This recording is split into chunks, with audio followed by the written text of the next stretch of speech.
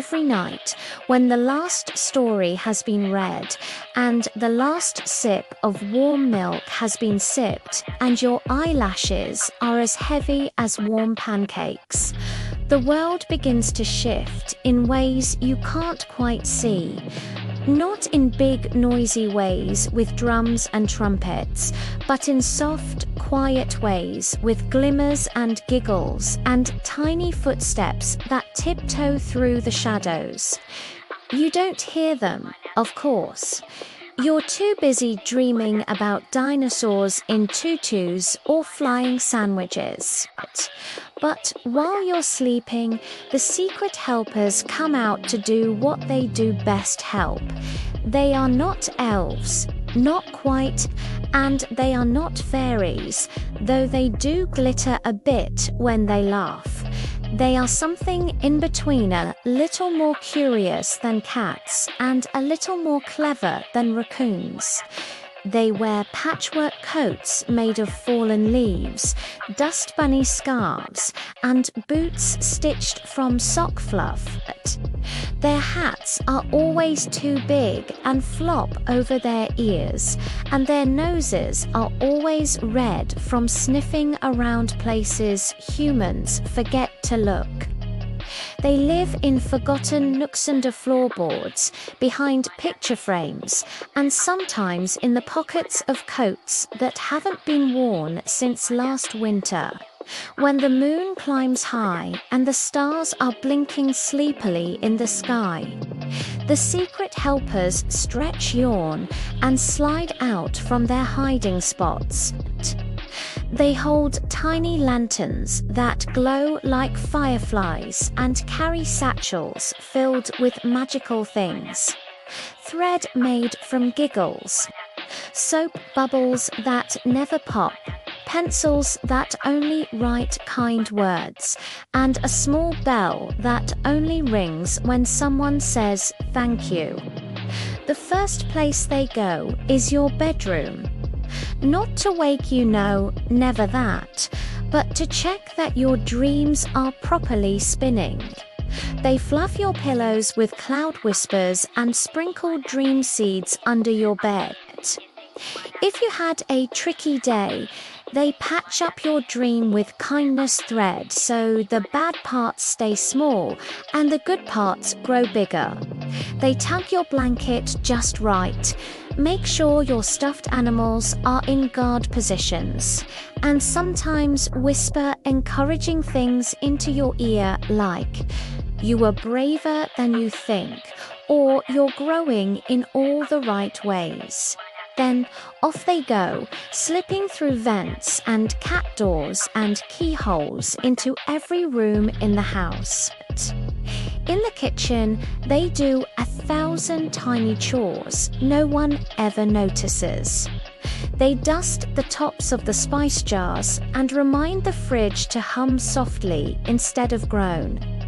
If your favorite snack has fallen behind the counter, they fish it out and put it back where it belongs unless it's a banana, in which case they draw a smiley face on it first.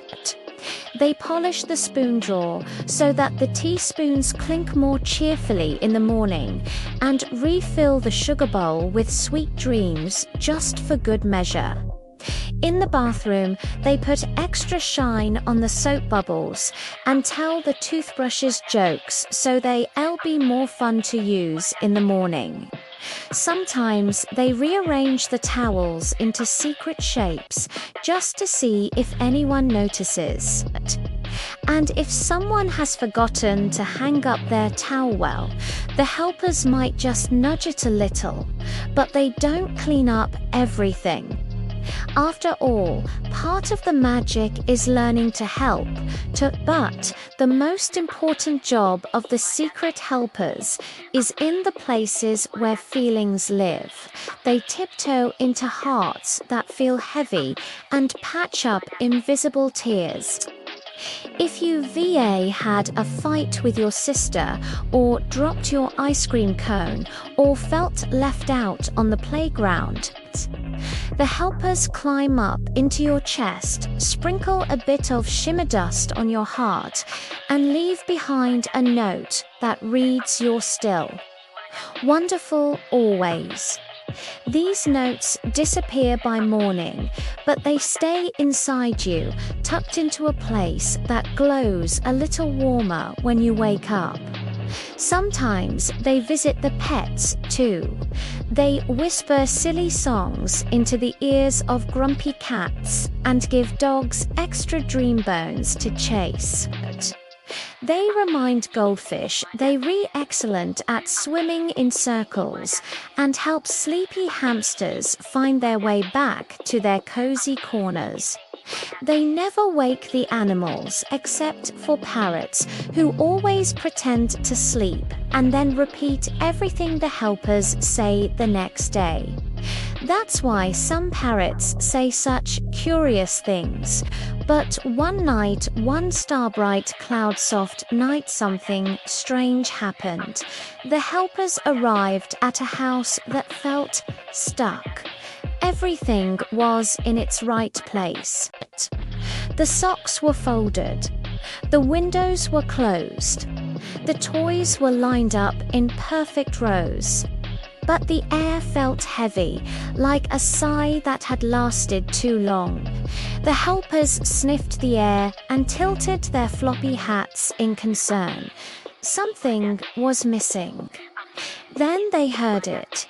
A very small, very quiet sound.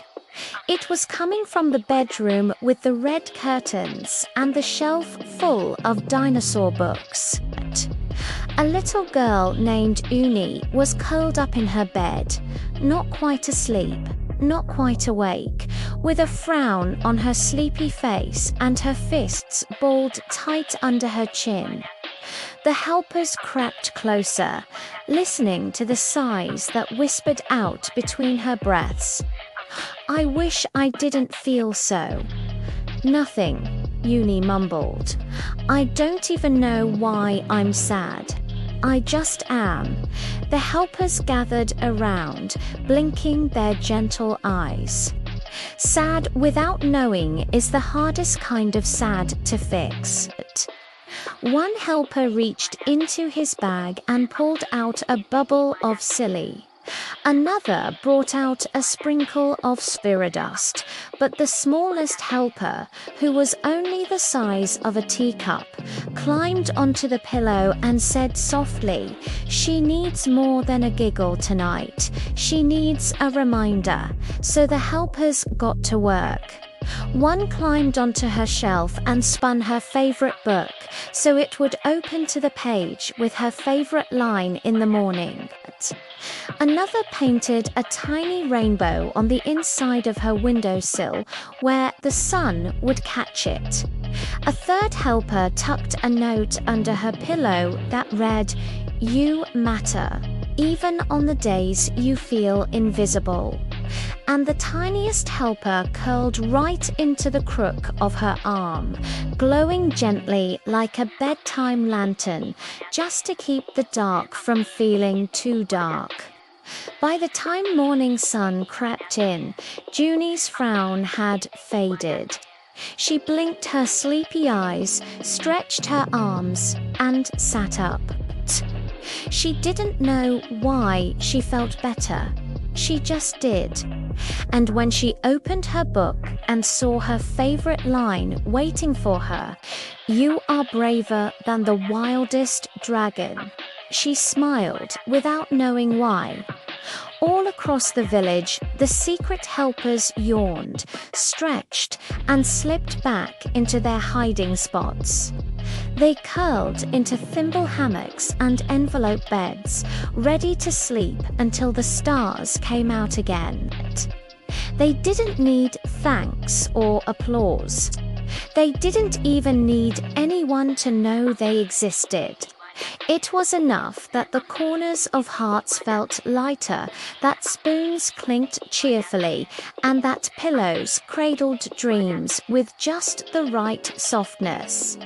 So tonight, when you climb into bed and close your eyes, remember, while you're sleeping, the world is listening, not with ears, but with kindness.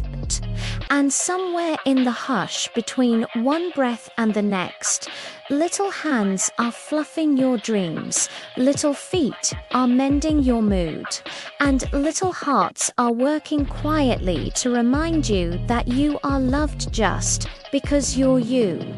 And maybe, just maybe, if you listen hard enough to the hush of the night, they'll hear a giggle in your drawer, or find a feather in your shoe, or notice your book flipped to the very page you needed.